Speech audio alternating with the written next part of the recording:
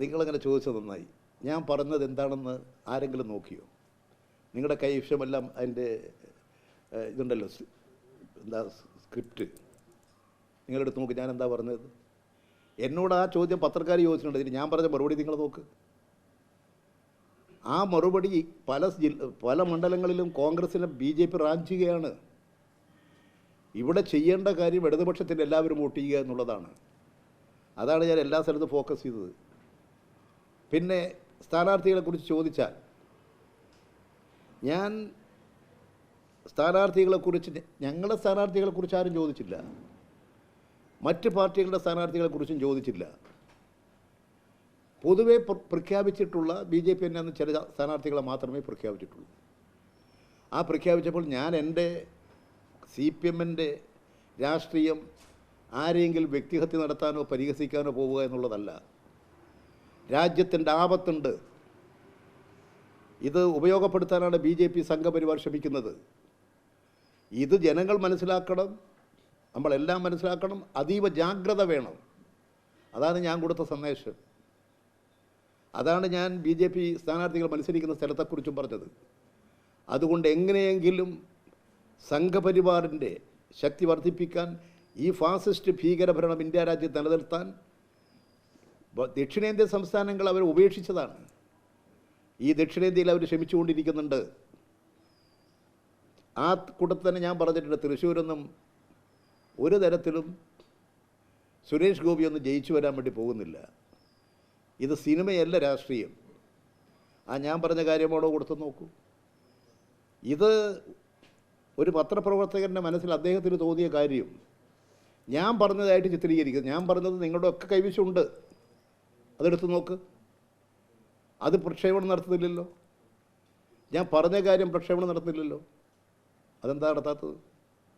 അപ്പോൾ അത് ചില രാഷ്ട്രീയ അജണ്ടയുടെ ഭാഗമായിട്ടാണ്. BJP പല മണ്ഡലങ്ങളിൽ രണ്ടാം സ്ഥാനത്ത് വരുമെന്നും BJP സ്ഥാനത്തെ മികച്ചെന്നും പറഞ്ഞത് ജാഗ്രത വേണം എന്ന സന്ദേശമാണ്. അത് BJP എങ്ങനെയെങ്കിലും എവിടെയെങ്കിലും പണം കൊടുത്ത്, ഇപ്പോൾ കേരളത്തിൽ നടന്നുകൊണ്ടിരിക്കില്ലേ, BJPയുടെ എത്ര നേതാക്കന്മാരെ കൊണ്ടുപോയി? ഇനിയും വലവീശി നടക്കുകയാണ്, പണവും കൊണ്ട് നടക്കുകയാണ്. അതുകൊണ്ട് കോൺഗ്രസിനെ ജയിപ്പിച്ചിട്ട് കാര്യമില്ല, ജയിച്ച MPയെയും അവർ കൊണ്ടുപോകും.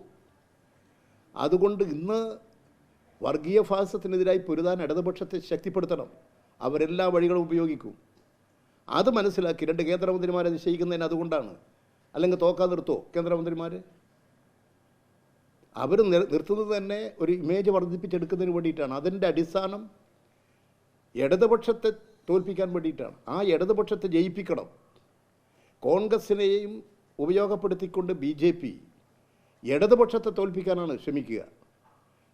ഞങ്ങൾ ഈ കേരളത്തിൽ ശക്തി പ്രാപിച്ചു വരണം. എന്തിനാ കോൺഗ്രസ് UDF ഞങ്ങളെ എതിർക്കുന്നത്? ഞങ്ങൾ ഇന്ത്യയിൽ ശക്തമായി എതിർക്കുന്നത് BJPയാണ്. ഇന്ത്യയിൽ BJP സംഘപരിവാറിനെ ഞങ്ങൾ എതിർക്കുന്നത് പോലെ എതിർക്കുന്ന വേറെ ഏത് പാർട്ടിയുണ്ട്? ഞങ്ങളെടുക്കുന്ന നിലപാടതാണ്. ഈ കേരളത്തിൽ ഏറ്റവും വലിയ ശത്രു ആരാ? RSS സംഘപരിവാറിൻ്റെ. BJPയുടെ ഇടതുപക്ഷമല്ലേ? അവരിടതുപക്ഷത്തെയല്ലേ, ഇടതുപക്ഷത്തെ കൈകാര്യം ചെയ്യാനാണല്ലോ അവർ നോക്കി ഇറങ്ങി പുറപ്പെടുന്നത്. അതിനാണല്ലോ തലക്ക് വില പറയുന്നത്. അതിനാണല്ലോ നടപടികളെല്ലാം സ്വീകരിച്ചു വരുന്നത്. അതിനാണല്ലോ കേരളത്തിൽ ഗവൺമെൻറ്റിനെ സാമ്പത്തികമായി ഞെരുക്കി ഈ കേരളത്തിൻ്റെ വികസനത്തെ ആകെ മുരടിപ്പിക്കാൻ, കേരളത്തിൻ്റെ അഭിവൃദ്ധിയെ തകർക്കാൻ അവർ ശ്രമിക്കുന്നത്. അതിനോടൊപ്പമാണല്ലോ ഇവിടെ കോൺഗ്രസ്. ഈ കാര്യം അവർ മനസ്സിലാക്കണം, ജനങ്ങൾ മനസ്സിലാക്കുന്നുണ്ട്. ഞാൻ പറഞ്ഞിട്ടുള്ള കാര്യങ്ങൾ വളരെ വ്യക്തമാണ്. BJPയെ തോൽപ്പിച്ച് ഇന്ത്യയിൽ അവരുടെ ഭരണം അവസാനിപ്പിക്കാൻ ഇന്ത്യയിൽ സർവ്വശക്തിയും എടുത്ത് പ്രയോഗിക്കുകയാണ്. കേരളത്തിൽ അതിന് ഇടതുപക്ഷം ജയിച്ചു വരണം. ഇന്ത്യൻ പാർലമെൻറ്റിൽ ഇടതുപക്ഷത്തിൻ്റെ അസാന്നിധ്യമാണ് ഇത്തരമൊരു ദുർഗതികളിലേക്ക് വേഗത്തിൽ ചാടാൻ ഇടയാക്കുന്നത്. അതുകൊണ്ട് ഇടതുപക്ഷത്തിന് കൂടുതൽ കരുത്തും ശക്തിയും നൽകുക എന്നുള്ളതാണ് ഞാൻ പറഞ്ഞിട്ടുള്ളത്. എൻ്റെ എല്ലാ പ്രസംഗത്തിലും ഉള്ളത്, എല്ലാ സന്ദേശത്തിലും ഉള്ളത്. അല്ല, ഞാനത് പറയേണ്ട കാര്യമില്ല. മുഖ്യമന്ത്രി കേരളത്തിലെ ഇന്ത്യൻ കമ്മ്യൂണിസ്റ്റ് പാർട്ടി മാർക്സിസ്റ്റിൻ്റെ PB അംഗമായിട്ടുള്ള പിണറായിയോട് തന്നെ മാധ്യമപ്രവർത്തകർ ചോദിച്ചു. അദ്ദേഹം നയം വ്യക്തമാക്കിയില്ലേ?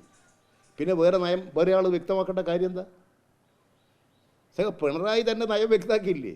പിന്നെ എന്തിനാ വേറെ നയത്തോട് ചോദിക്കാൻ വേണ്ടി പോകുന്നത്? പാർട്ടിക്കൊരു നയമേ ഉള്ളൂ, ആ നയം പാർട്ടി നടപ്പിലാക്കും, പാർട്ടി വ്യക്തമാക്കി. ആർക്കെങ്കിലും സംശയം ഉണ്ടെങ്കിൽ ആ സംശയം തീർന്നു കൊള്ളട്ടെ എന്നുള്ളത് കൊണ്ട് മുഖ്യമന്ത്രി തന്നെ ഒരു സംശയത്തിനും ഇടയില്ലാത്ത വിധം വ്യക്തമാക്കുകയും ചെയ്തു.